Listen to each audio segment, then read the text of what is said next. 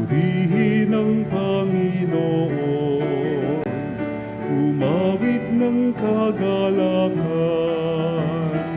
at tugtugin ang gitara at ang kaaya-ayang lira. Hipan ninyo ang trumpeta.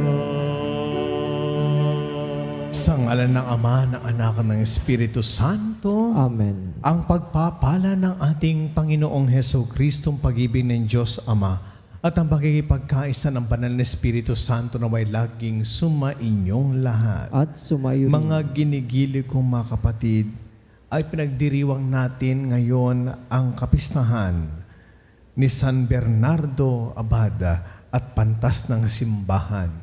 Saint Bernard of Clairvaux is the co-founder of the Knights Templars, and he re-established not only the monastic way of life, but also provided for us a new way of living and understanding.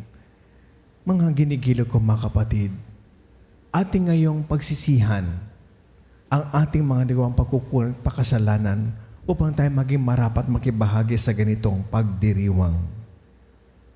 Inaamin ko sa makapangyarihan Diyos at sa inyo mga kapatid, na lubha kong nagkasala sa isip, sa salita at sa gawa, at sa aking pagkukulang.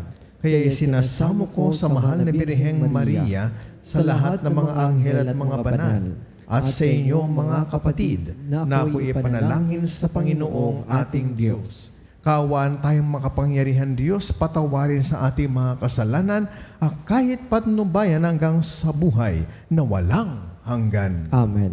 Panginoon, kaawaan mo kami. Panginoon, kawaan mo kami. Kristo, kaawaan mo kami. Kristo, kawaan mo kami. Panginoon, kaawaan mo kami. Panginoon, kawaan mo kami. Manalangin tayo. Ama naming makapangyarihan, ginawa mong mag-alab sa pagmamalasakit sa iyong tahanan, sa pagbibigay liwanag sa iyong sambayanan, at sa pagdarang ng liwanag na ito, ang abad na si San Bernardo, bilang tugon sa kanyang pagdalangin, pag-alabin mo rin ang diwa namin sa lubos na pagtahak sa landas na dapat taluntunin ng mga anak ng liwanag. Sa pamamagitan ng Hesukristo kasama ng Espiritu Santo, magpasawalang hanggan. Amen. Pagbasa mula sa aklat na Propeta Ezekiel. Ito ang sinasabi ng Panginoon. Ipakikita ko ang kabanalan ng dakila kong pangalan na nalapastangan sa harap ng mga bansa. Makikilala ng lahat na ako ang Panginoon kung maipakita ko na sa kanila ang aking kabanalan. Titipunin ko kayo mula sa iba't ibang bansa upang ibalik sa inyong bayan. Wiwisikan ko kayo ng tubig na dalisay upang kayo'y luminis. Alisin ko rin ang naging matsya ninyo dahil sa inyong mga Diyos-Diyosan. Bibigyan ko kayo ng bagong puso at bagong espiritu. Ang masuwayin ninyong puso ay gagawin kong masunurin. Bibigyan ko kayo ng aking espiritu upang makalakad kayo ayon sa aking mga tuntunin at masunod ninyong mabuti ang aking mga utos. Ititira ko kayo sa lupaing ibinigay ko sa inyong mga ninuno. Kayo ay magiging bayan ko at ako ang inyong Diyos. Ang salita ng Diyos. Salamat sa Diyos. Kayo'y aking wiwisikan upang salay mahugasan. Kayo'y aking wiwisikan upang salay mahugasan. Isang pusong tapat sa aking likhain. Bigyan mo, O Diyos, ng bagong damdamin. Sa iyong harapay huwag akong alisin. Ang espiritu mo ang pagpapaghariin. Kayo'y aking wiwisikan upang salay mahugasan. Ang galak na dulot ng iyong pagliligtas, ibalik at ako ay gawin mong tapat. Kung magkagayon na, aking tuturuang sa iyo lumapit ang makasalanan. Kayo'y aking wiwisikan upang salay mahugasan. Hindi mo na nais ang mga panghandog. Sa haing sinunog di ka nalulugod. Ang handog ko, O Diyos, na karapat-dapat, ay ang pagkukumbabat pusong mapagtapat. Kayo'y aking wiwisikan upang salay mahugasan.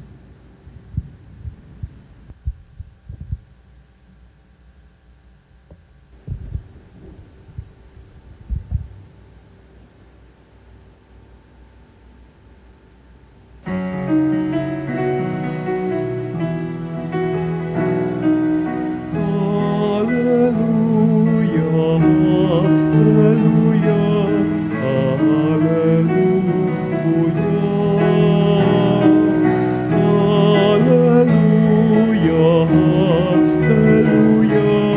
hallelujah.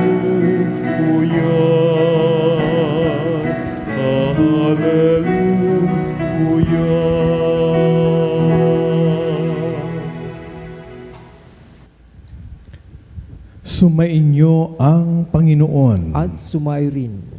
Ang pagpapahayag sa mabuting balita ng ating Panginoon ayon kay San Mateo. Papuri sa iyo, Panginoon. Noong panahong iyon, muling nagsalita sa mga punong saserdote at matatanda ng bayan si Jesus sa pamamagitan ng talinghaga. Sinabi niya, ang paghahari ng Diyos ay katulad nito. Naghandog ng isang piging ang isang hari sa kasal ng kanyang anak na lalaki. Sinugo niya ang kanyang mga alipin upang tawagin ang mga inanyayahan, ngunit ayaw nilang dumalo. Muli siyang nagsugo ng iba pang mga alipin at kanyang pinagbilinan. Sabihin ninyo sa mga inanyayahan na naihanda ko ng aking piging. Napatay na ang aking mga baka at mga pinatabang guya. At handa na ang lahat ng bagay. Halina kayo sa piging. Ngunit hindi ito pinansin ng mga inanyayahan. Humayo sila sa kani-kanilang lakad. Ang isa'y sa kanyang bukid at sa kanyang pangangalakal naman ang isa. Sinunggaban naman ng iba ang mga alipin, hinamak at pinatay. Galit na galit ang hari. Pinaparoon niya ang kanyang mga kawal. Ipinapuksa ang mga namamamatay taong iyon at ipinasunog ang kanilang lungsod. Sinabi niya sa kanyang mga alipin, nakahanda na ang piging, ngunit hindi karapat-dapat ang mga inanyayahan. Kaya't pumunta kayo sa mga lansangang matao at inyong anyayahan sa kasalan ang lahat ng makita ninyo. Lumabas nga ang sa mga pangunahing lansangan ng mga alipin at isinama ang lahat ng natagpuan. Masasama't mabubuti. Ano pat napuno ng mga panahuhin ang bulwagang pangkasalan. Pumasok ang hari upang tignan ng mga panauhin at nakita niya roon ang isang taong hindi nakadamit pangkasalan. Kaibigan, bakit ka pumasok dito nang hindi nakadamit pangkasalan? Tanong niya. Hindi nakaimik ang tao, kaya't sinabi ng hari sa mga katulong, gapusin niyo ang kanyang kamay at paa at itapon siya sa kadiliman, sa labas. Do'y mananangis siya at magngangalit ang kanyang ngipin, sapagkat marami ang tinawag, ngunit kakaunti ang nahihirang. Mga ginigiliw kong mga kapatid, ito ang mabuting balita ng ating kaligtasan. Pinupuri ka namin, Panginoong Heso Kristo. Ano nga ba ang panuntunan kung tayo masabing karapat-dapat na dumalo sa piging ng Panginoon? Bukas ang paanyaya ng Diyos sa ating lahat. Come in, come all. Lahat inanyayahan. Mga pangunahing panauhin, pandangal pa man din tayo sa kanyang pagdiriwang, sa kanyang hapagkainan. Anong ibig sabihin? Bakit sa buhay na ito may tinatawag tayong mga panauhing pandangal? Lahat naman is may invitasyon. Ano nga ibig sabihin? May kanya-kanyang role po tayo sa pagdiriwang. May kanya-kanya tayong parte na ating ginaganap sa pagdiriwang. Ganon din naman, isa lang naman ang susi sa ating pagdalo, ang ating pagiging marapat. At ang paanyaya ay nagbibigay ng daan para masabi nating karapat-dapat tayo. Halika, sumalo ka, halika, pumarito ka. Sa hapagkainan ng Diyos o sa huling hapunan ng Diyos, isang utos ang kanyang paanyaya. Again, His invitation comes into a commandment. No, His invitation comes through a commandment. Gawin nyo ito bilang pag-alaala sa akin sa bawat pagtitipon. Ngunit sa ating ebanghelyo ito, sa talinghaga ng piging ng kasalan na inihanda ng isang hari para sa kanyang anak, nagkaroon ng tinatawag na komosyon. No? Mayroong isang issue dito. Hindi karapat-dapat o ang mga naanyayahan. Bakit? Kasi sila mismo ang nagdulot nito sa kanilang sarili. Sila mismo ang naglagay nito sa kanilang sarili. Hindi karapat-dapat dahil sa tingin nila, mas may mahalaga silang pupuntahan. They tend to consider an option lamang ang paanyaya ng Diyos. And they fail to recognize that when God invites through a commandment, it is not an obligation but a priority. Bakit? Kasi ikaw din ang priority niya sa pagdiriwang na yan. Kaya kanya inanyayahan, kaya nga bukas ang paanyaya kasi everyone is a priority na makibahagi, makidalo at makiganap. Makibahagi, unang-una, everyone has a role. We are not there as spectators. Sa piging ng Panginoon, lahat ay inanyayahan upang makibahagi. We take part in it. May kanya-kanya tayong bahagi na ginagampanan. Hindi na nakikibahagi. Tayo ay tumatanggap. Tumatanggap ng biya kalakip ng ating bahagi sa ating pakikilahok. Nakikilahok tayo dahil meron tayong ibinabahagi at meron din tayo tinatanggap. Pinagkakalooban tayo ng mahal na Panginoon. At ang pinakahuli, gumaganap tayo. Sa pagganap natin dito, nagkaroon ng kaganapan ng ating tinatawag na ugnayan. Why do the Lord invite? In the gospel for today, bakit inanyayahan ng hari ang mga pangunahing mga panauhin? Dahil marahil may parte sila sa buhay ng hari at may parte siya sa kanyang kaharian. May parte rin sila, may bahagi sila sa buhay ng kanyang anak, kaya mahalaga sila. Sometimes the invitation is given to us sa ating makabagong panahon. Why we are invited? Because we take part. May bahagi tayo sa buhay ng tao yan. Inanyaya kasi parte kayo ng buhay ko. Kaya gusto ko sa aking kagalakan, sa aking pagdiriwang, parte rin kayo. Nakikibahagi din kayo. Nakikilahok din tayo sa buhay ng Diyos. Sa ating pakikilahok sa buhay na nag-anyaya sa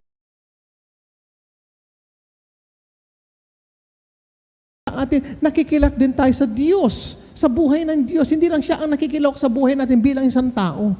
Nakikilahok din tayo sa buhay niya bilang isang Diyos. At nagkakaroon ng kaganapan. Pakikibahagi, pakikilahok, pakikiganap. Nakikiganap tayo dahil nagkakaroon ng kabuuan, nagkaroon ng kaganapan ng ating buhay dahil hindi lang ang Diyos ang nakiganap sa buhay natin. Nakikiganap din tayo sa buhay ng Diyos. Isang karangalan. Ngunit kapag hindi mo ikinarangal ang paanyaya, nawawalan ka rin ng dangal sa buhay na ito. Sa araw na ito, pinakita sa atin ng ating mahal na Panginoon ang pakahalagahan ng pagtugon natin sa kanyang paanyaya. RSVP, Responde Silvofle. Tumugon tayo. Bakit? Sa unang bahagi ng ating ebanghelyo, hindi man lang tumugon. O kung tumugon man sila, they responded with hostility. First, they responded with rejection, the invitation. And they responded with hostility to the messenger of the invitation. And finally, dito sa huli, meron ang dumalo. Pero there is a similar element of they responded with ignorance. O, diba? Bakit? Inanyayahan ka kasalan. So, ibig sabihin, wala kang intensyon para makilahok. Wala kang intensyon para makibahagi. Wala ka rin intensyon para makiganap. Ang ibig sabihin yan, wala sa puso mo ang dinaluan mong kaganapan. O hindi ba? Kapag tayo kuminsan nakikibahagi sa banal na hapunan ng ating mahal na Panginoon, kuminsan ang isip natin lumilipad, wala sa ating pagdiriwang. You didn't even know why you are there sometimes. Sa piging ng ating Panginoon, we are there para makisalo sa kanyang pagdiriwang, makibahagi sa kanyang kagalakan, at makiganap sa kanyang kalwalhatian. At kung wala sa isip mo na makisalo, makibahagi at makiganap, then why are you there in the first place? Kailangan mo ikondisyon ang sarili mo, the proper disposition. Most of the times, my dear friends, we attend the banquet of the Lord for the wrong reason. And instead of changing and attuning ourselves to the very reason why we are there, because God found us worthy to celebrate with Him, pero nakakalimutan natin, nawawala ng dignidad ang ating pakikibahagi, pakikilahok, at pakikidalo. Yung araw na ito, mga kapatid, atin ding ginugunita si San Bernardo, isang abad at pantas ng ating simbahan. Ang isa sa pinakamagandang saloobin mga katagang binitawan niya, napakaganda. Ito'y patungkol sa pag-ibig sa Diyos. At ang sabi niya, the true measure of loving is loving without measure. If love is the very purpose and reason why we do such things, then maybe or perhaps we have one good reason to celebrate with God. Kung ito ang dahilan sa pag-ibig na ito, at kung ito ang pamantay natin ng panukat natin ng pag-ibig natin sa Diyos, ang pagdalo sa Kanyang paghahari, ang pagdalo sa Kanyang piging nangangulugan, we have the proper and right reason to be there. At kapag pag-ibig din ang ating dahilan kung bakit tayo nakikibahagi at nakikilahok at nakikiganap, then mga kapatid, ang pakikibahagi mo ay tama, ang pakikilahok mo ay lubos, at ang pagganap mo ay maluwalhating ganap. Sa ngalan ng Ama, Anak, ng Espiritu Santo. Amen.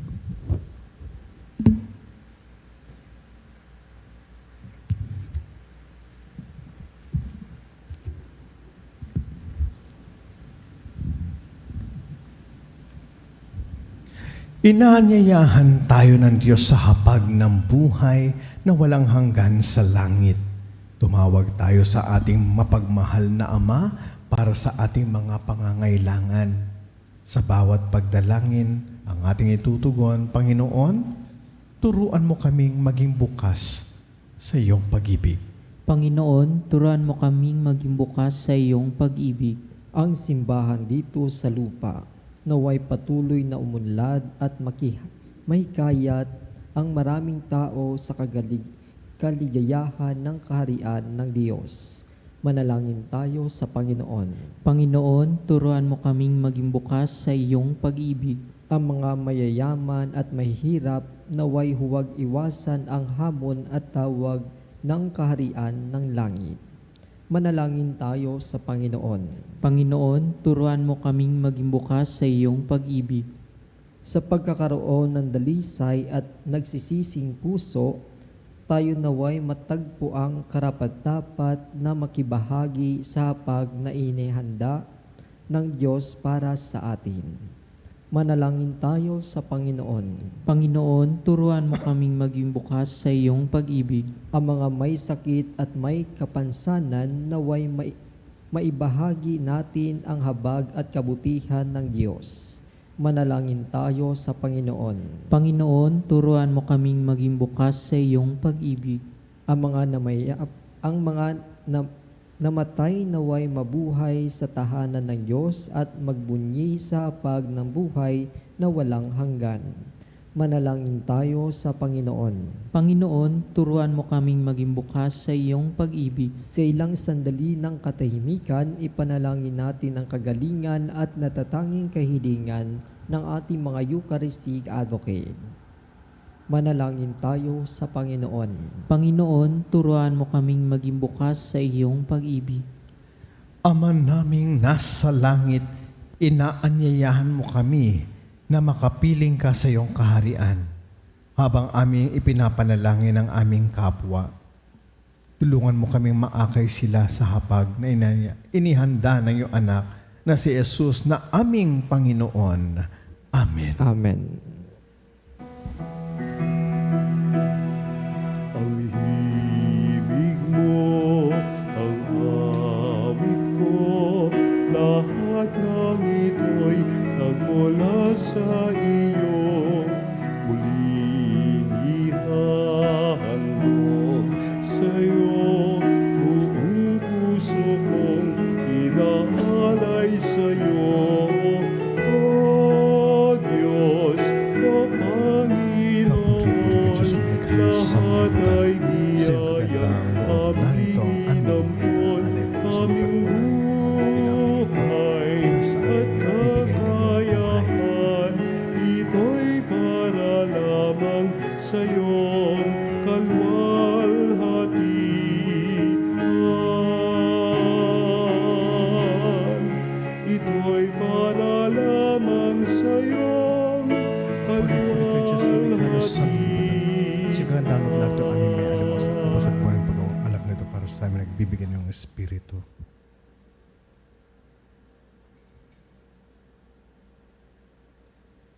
Patuloy kayong manalangin mga kapatid upang ang ating paghahain ay kalugdan ng Diyos Amang makapangyarihan. Tanggapin nawa ng Panginoon itong paghahain sa iyong mga kamay sa kapurihan niya at karangalan sa ating kapakinabangan at sa buong sambayanan niyang banal. Ama naming lumikha, ang paghahain namin ngayong si San Bernardo ay ginugunita, ay kalugdan mo nawa at bilang tugon sa kanyang itinuturong kaalaman, ikaw ngayon ay aming pinupuri at pinasasalamatan sa pamagitan ni Jesucristo kasama ng Espiritu Santo magpa sa walang hanggan. Amen. Sumainyo ang Panginoon. At sumairin. Itaas sa Diyos ang inyong puso at diwa. Itinas na namin sa Panginoon. Pasalamatan natin ang Panginoong ating Diyos. Marapat na siya ay Ama pasalamatan. naming makapangyarihan, tuning ang marapat na ikaw ay aming pasalamatan sa pamamagitan ni Jesucristo na aming Panginoon. Ngayong si San Bernardo ay pinararangalan sa pamumuhay niyang totoong uliran at pagiging maasahan sa panunungkulan. Kaya't si Jesucristo na maasahan sa katapatan ay inihahayag sa pangangasiwa sa sambayanan.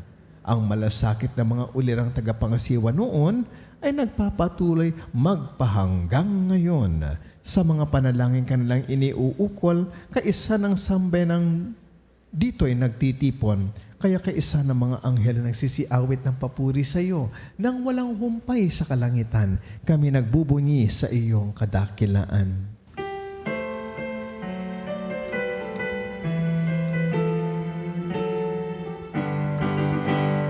Santo, Santo, Santo, Diyos makapangyarihan, puspos ng walhati ang langit at buhok.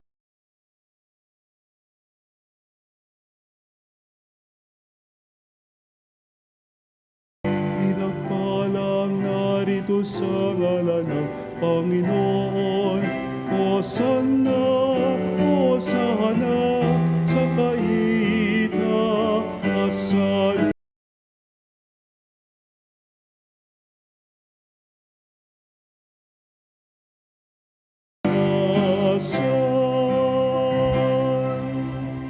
Ama naming banal, ikaw ang bukal ng tanang kabanalan, kaya't sa pamagitan ng iyong Espiritu gawin mong banal ang mga kaloob na ito upang para sa amin maging katawan at dugo ng aming Panginoong Hesukristo. Bago niya pinagtiis ang kusang loob na maging handog, hinawakan niya ang tinapay, pinasalamatan kanya, pinaghati-hati niya iyon. Iniabot sa kanyang mga alagad at sinabi, tanggapin niyong lahat ito at kanin, ito ang aking katawan na ihahandog para sa inyo.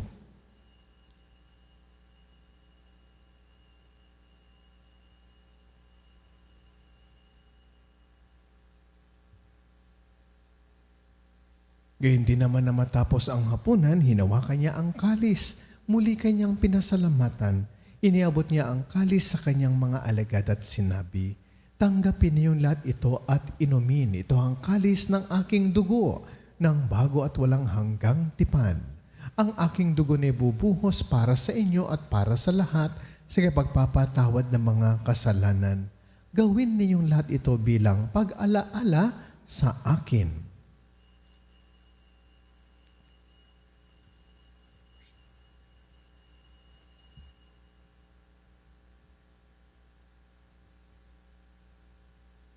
Ipagbunyi natin ngayon ang misteryo ng ating pananampalataya. Si Kristo'y namatay, si Kristo'y nabuhay, si Kristo'y babalik sa wakas ng panahon. Ama, ginagawa namin ngayon ang pag-aalaala sa pagkamatay at muling pagkabuhay ng iyong anak. Kaya't iniaalay namin sa iyo ang tinapay na nagbibigay buhay at ang kalis na nagkakaloob ng kaligtasan. Kami nagpapasalamat dahil kami iyong minarapat na tumayo sa harap mo para maglingkod sa iyo. Isinasamo namin kaming magsasalo-salo sa katawan at dugo ni Kristo'y mabuklod sa pagkakaisa sa pamamagitan ng Espiritu Santo. Ama, lingapin mong iyong simbahang laganap sa buong daigdig, puspusin mo kami sa pag-ibig. Kaisa ni Leon na aming Santo Papa at ni Elias na aming Obispo at ang lahat ng kaparian.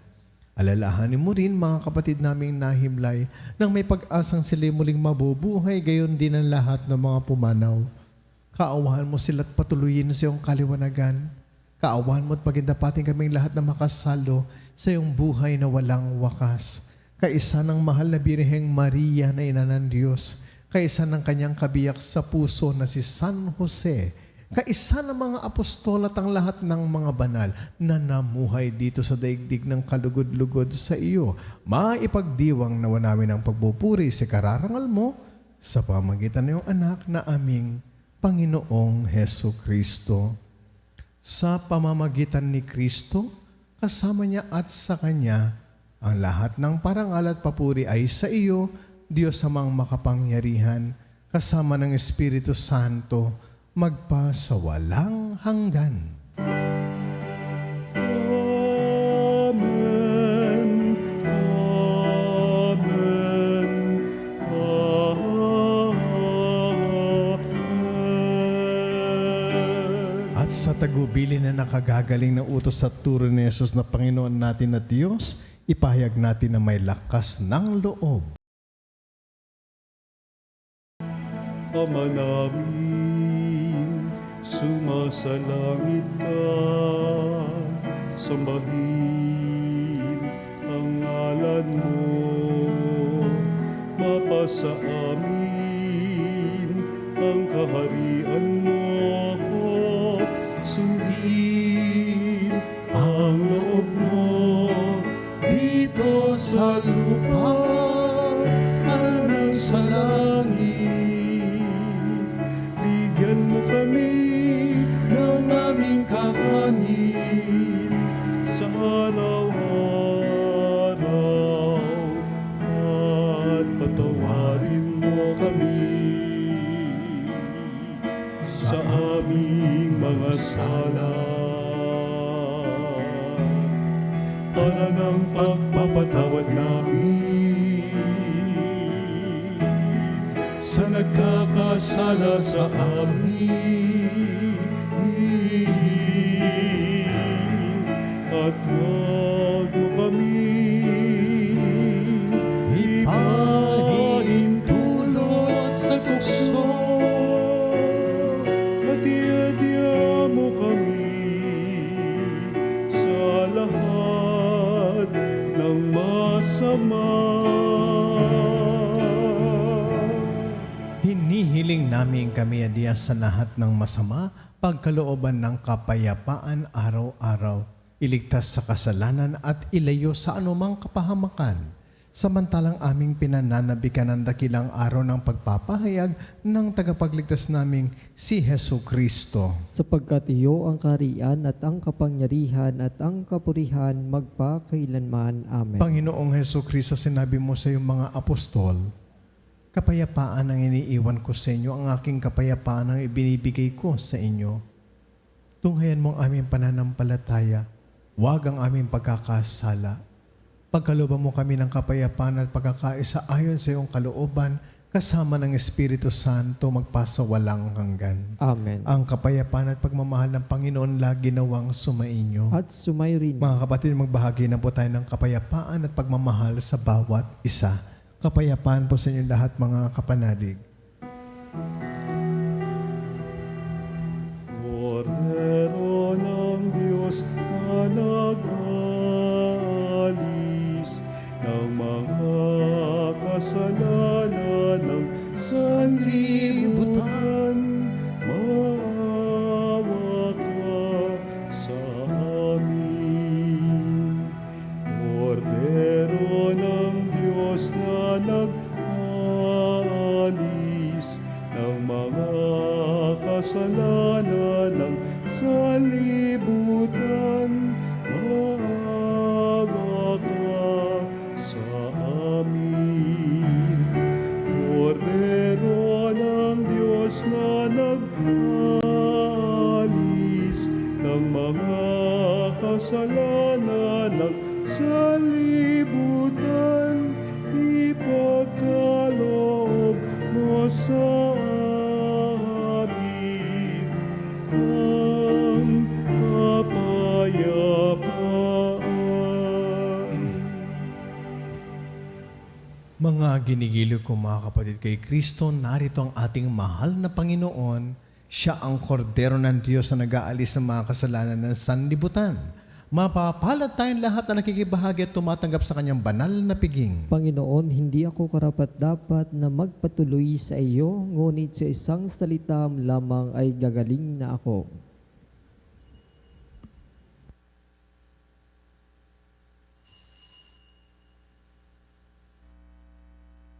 Mga kapanalig, ating dasalin ang komunyong espiritual. O Jesus, nananalig ako sa pananahan mo sa kabanal-banalang sakramento. Minamahal kita higit sa lahat at hangad ka ng aking kaluluwa. Hindi ko man matatanggap ngayon ang iyong katawan at dugo, inaasahan ko na patuloy kang mamumuhay sa aking puso. Naniniwala ako na narito ka at kaisa ka ng aking buong pagkatao. Huwag mong ipahintulot na mawalay ako sa iyo. Amen. Panalangin sa karangalan ng Nuestro Padre Jesus Nazareno. O Jesus Nazareno, katamis-tamisan naming manunubos, sa harap mo ngayon naririto kami't nangangayupapa at nagsisisi ng taos-puso sa aming pagiging walang turing sa iyo at paglimot sa di mabilang na mga biyaya mo. Lalong-lalo na yaong mahalagang biyaya ng pagtutubos. Dinaramdam namin at pinagsisisihang labis, Panginoon ko, ang pagkakasala namin sa iyo. Ikinalulungkot namin ang pagiging dahilan ng pagpapasan mo ng krus na iyan sa gitna ng mga hirap at kapaitan, hanggang sa inihandog mo ang iyong buhay sa bundok ng Kalbaryo, sa pagkaibig mo lamang na matubos kami at ang sangkatauhan mula sa sala. Pakabanalin mo, O Panginoon, ang aming pagnanais at ipagtanggap mo sa amin ang iyong biyaya. Maging tagapamagitan nawa ang iyong ina, ang kalinis-linisang Birheng Maria.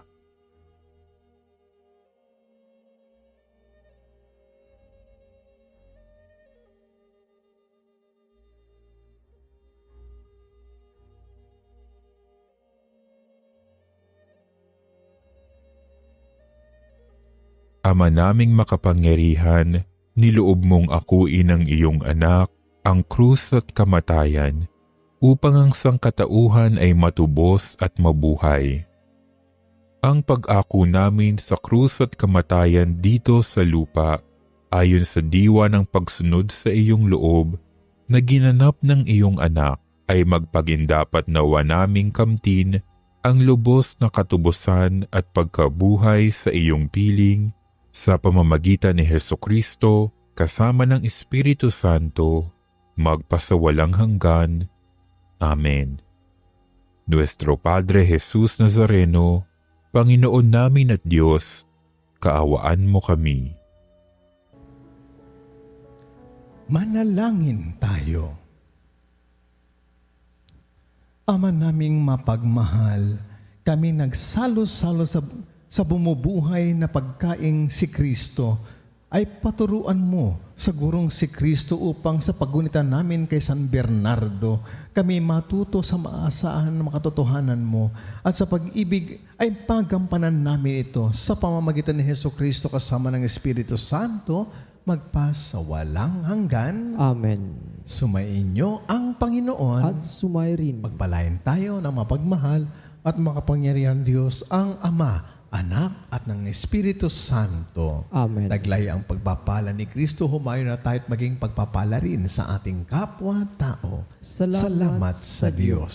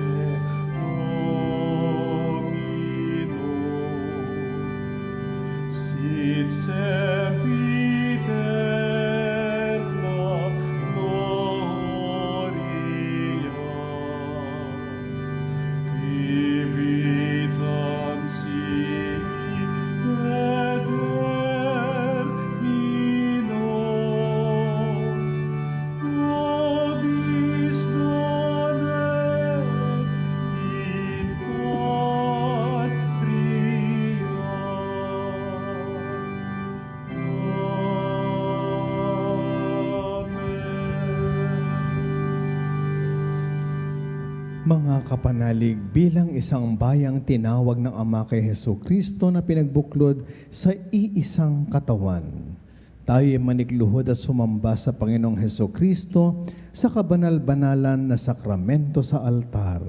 Sa sandaling ito ng pagpupurit pagsamba sa banal na sakramento, alalahanin natin ang ating mga kapanalig na kasama natin ngayong nakikinig at nakasubaybay sa ating himpilan, lalong higit ang ating mga may sakit at ang mga nakaratay sa banig ng karamdaman, ang mga nasa pagamutan at kanilang tahanan, at ang lahat ng tanging sa Diyos lamang umaasa ng kagalingan. Gayon din, ipanalangin natin ang mga nanghihina sa kanilang pananampalataya, ang mga nakararanas ng matinding kalungkutan, takot at pangamba, ang mga nawawalan ng pag-asa at lakas ng loob. O Diyos, halina at kami tulungan. O Panginoon, magmadali ka sa iyong pagdamay. Papuri sa Ama at sa Anak at sa Espiritu Santo. Kapara ng una ngayon at magpa sa walang hanggan. Amen. Puri ng makapangyarihang Ama na nagsugo sa kanyang bugtong na anak upang tayo may ipagkasundo sa Kanya. Pinupuri ka namin ngayon at kailanman. Purihin ang Panginoong Hesukristo, ang Kordero ng Diyos, na galing ng kanyang katawan at dugo bilang pagtubos sa sala ng tanan. Pinupuri ka namin ngayon at kailanman. Purihin ang Espiritu ang Panginoon nagpapabanal na pumupuspos at nagbibigay kagalingan sa lahat. Pinupuri ka namin ngayon at kailanman.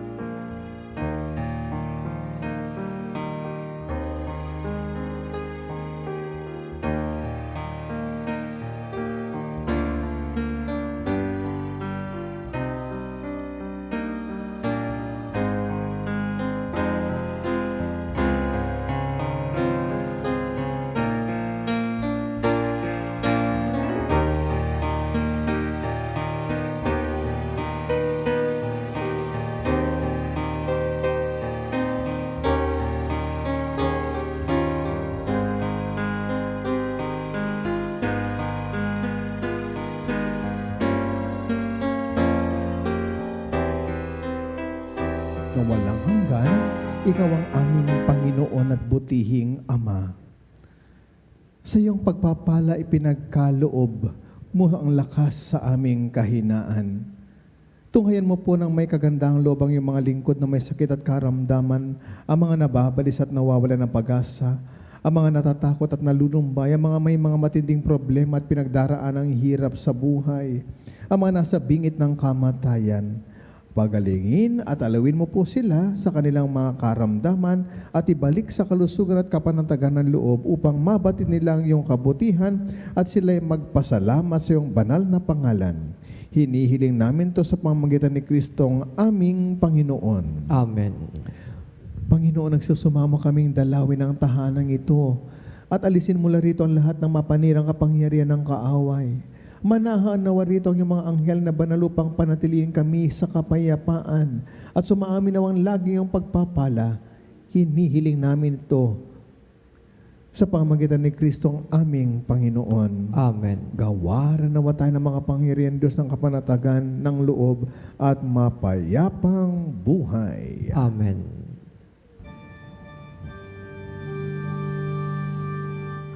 Tantum ergo sacramentum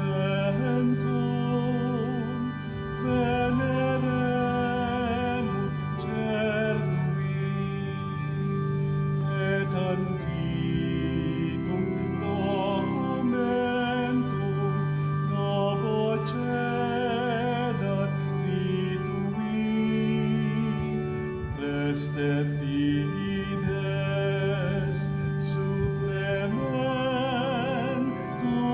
sensum defectum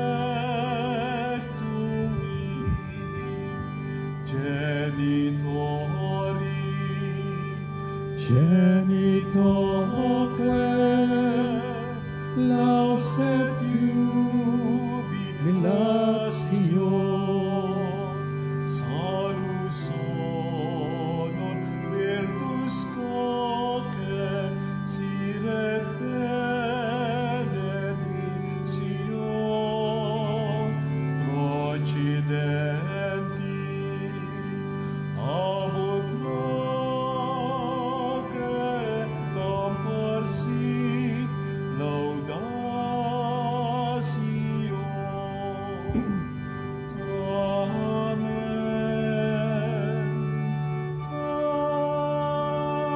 Amen.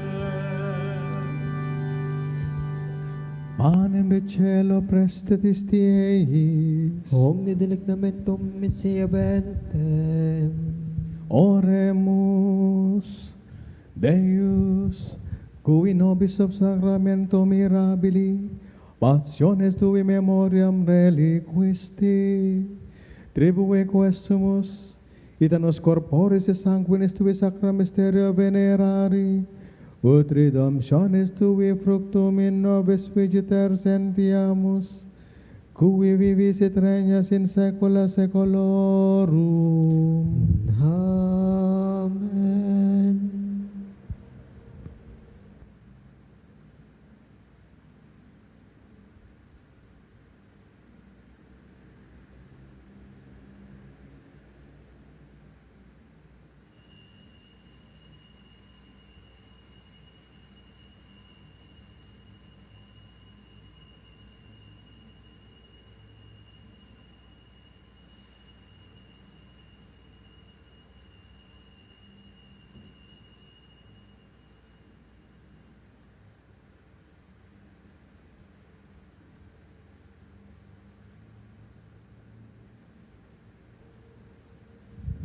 Purihin ang Diyos. Purihin ang Diyos. Purihin ang kanyang banal na pangalan. Purihin ang kanyang banal na pangalan. Purihin si Heso Kristo, Diyos na totoo at tao namang totoo. Purihin si Jesucristo, Diyos na totoo at tao namang totoo. Purihin ang ngalan ni Jesus. Purihin ang ngalan ni Jesus. Purihin ang kabanal-banalang puso. Purihin ang kanyang kabanal-banalang puso. Purihin ang kanyang kamahal-mahalang dugo. Purihin ang kanyang kamal-mahalang dugo. Purihin si Heso Kristo sa banal na sakramento sa altar. Purihin si Jesucristo sa banal na sakramento sa altar. Purihin ang Espiritu Santo ang mang-aaliw. Purihin ang Espiritu Santo ang mang-aaliw. Purihin ang dakilang ina ng Diyos si Maria Santissima. Purihin ang dakilang ina ng Diyos si Maria Santissima. Purihin ang kalinis-linisang paglilihi sa Kanya. Purihin ang kalinis-linisang pagdilihi sa Kanya.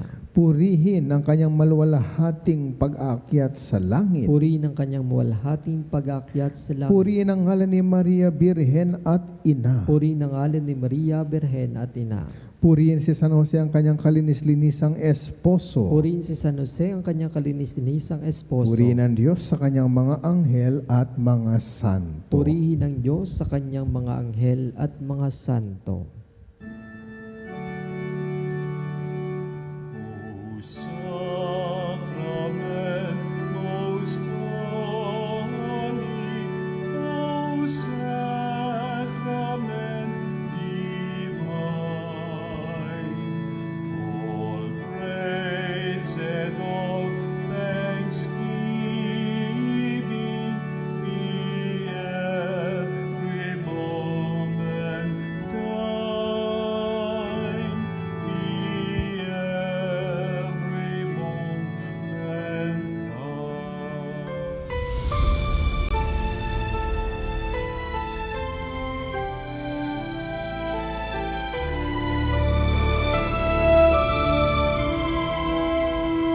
Nuestro Padre Jesús Nazareno, sinasamba ka namin, pinipintuho ka namin,